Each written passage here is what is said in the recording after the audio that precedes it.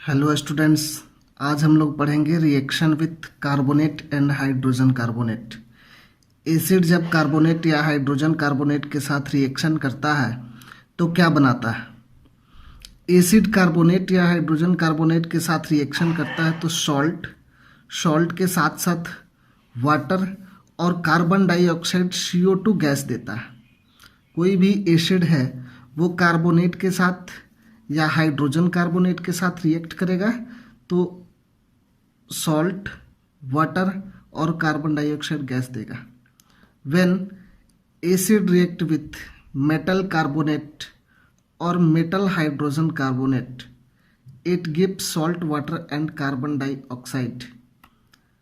Example हम लेते हैं 2HNO3, इसको हम लोग बोलते हैं नाइट्रिक एसिड HNO3। रिएक्शन को बैलेंस करने के लिए हमने 2 लिया है। सोडियम कार्बोनेट मतलब CO3 जो है वो कार्बोनेट है और सोडियम क्या है, मेटल है, इसलिए मैंने लिखा कि मेटल कार्बोनेट।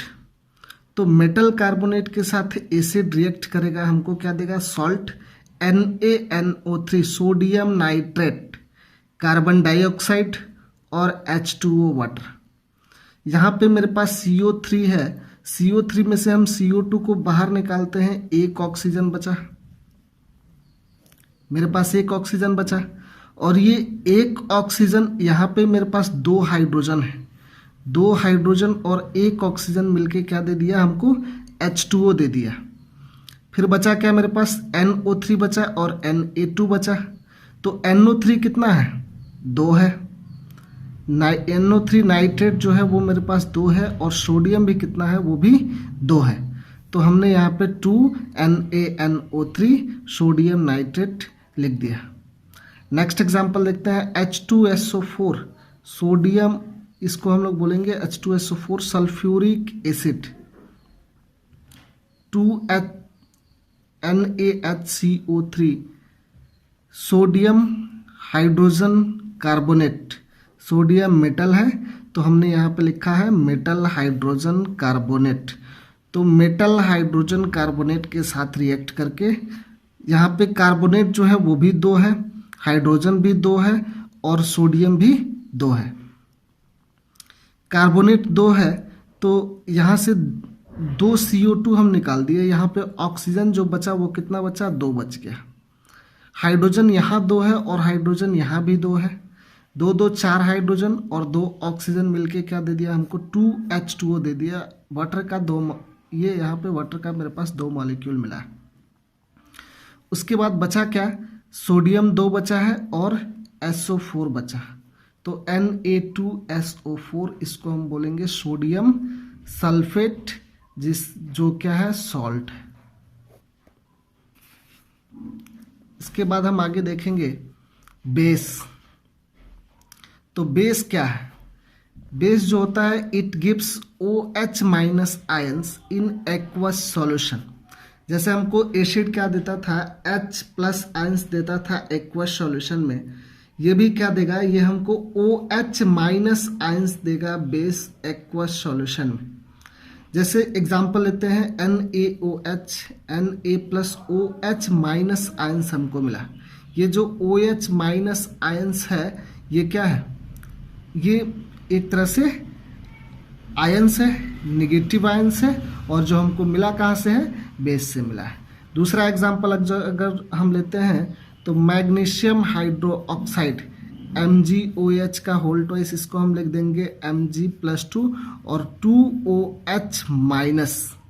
यहाँ पे 2 मैग्नीशियम का 2 वैलेंसी होता है, जब इसको हम अलग करेंगे तो Mg2+ देगा या +2 देगा और OH यहाँ पे 2 है इसलिए मैंने लिखा 2OH माइनस।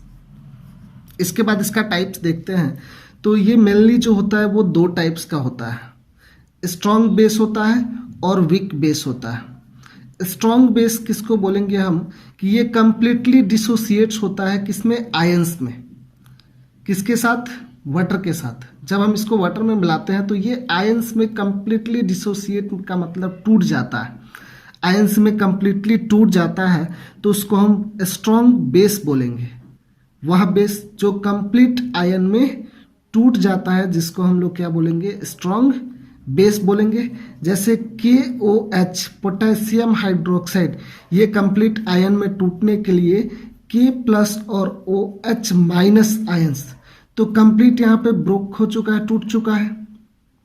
तो यानी कि एक पोटेशियम है, दूसरा hydroxide ions, potassium ion hydroxide ion complete ions में टूट गया है, इसको हम स्ट्रॉन्ग बेस बोल दिए।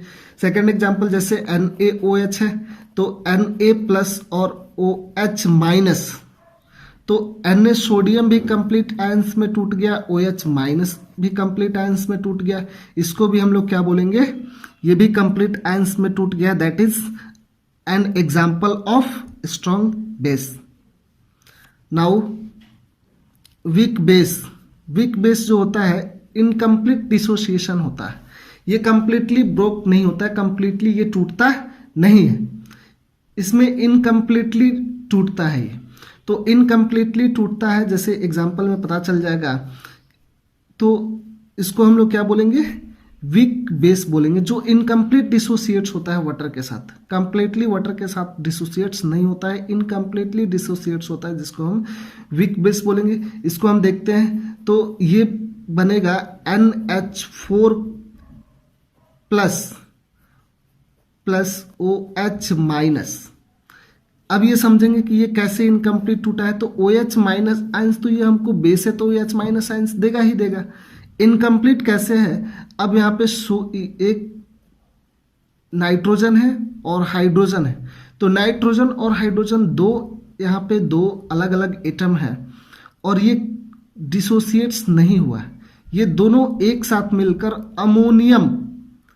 अमोनियम आयंस बनाया है, तो इसका कंप्लीटली डिसोसिएट्स नहीं हुआ है, दो एटम यहाँ पे एक साथ,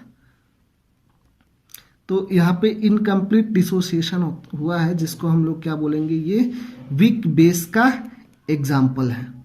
अब आगे इसका प्रॉपर्टीज हम देखते हैं। तो प्रॉपर्टीज, बेस जो होता है वो बिटर इन टेस्ट होता है। बिटर का मतलब कि ये कड़वा होता है, इसका टेस्ट बिटर होता है। लिटमस पेपर पे इसका क्या इफेक्ट है, तो बेस जो होता है वो रेड लिटमस को ब्लू में चेंज कर देता है। जो बेस होता है, change the colour of litmus red to blue, ये रेड से ब्लू में चेंज कर देता है। ये इलेक्ट्रिसिटी को कंडक्ट करता है। इलेक्ट्रिसिटी को कैसे कंडक्ट करता है, अगर जो कोई भी एसिड लेते हैं या बेस लेते हैं, वो आयंस में टूटेगा, अगर वह आयंस में टूटता है तो वहाँ से इलेक्ट्रिसिटी कंडक्ट करेगा। इलेक्ट्रिसिटी कंडक्ट करने का मतलब क्या हुआ, एक तरह से कंटिन्यूअस फ्लो ऑफ इलेक्ट्रॉन्स, तो यहाँ पे आयंस में तो टूट गया, आयंस में टूटेगा, दैट इज इलेक्ट्रिसिटी फ्लो होगा इससे। उसके बाद से बेस को अगर जो हम फील करते हैं तो वो कैसा, स्लिपरी या सॉपी, जैसे हम लोग सॉप पे अगर जो हैंड को वहाँ पे रखते हैं तो वहाँ पे क्या स्लिप होता है, तो वैसे ही बेस भी कैसा स्लिपरी और शॉपी टाइप का फील होता है। इसका जो pH वैल्यू होता है वो pH मतलब पावर ऑफ हाइड्रोजन, इसका जो pH value power of hydrogen, जिसका pH वैल्यू होता है 7 से ज़्यादा और 14 या 14 से कम होता है। इसका pH वैल्यू 7 से ज़्यादा, 14 या 14 से कम होता है।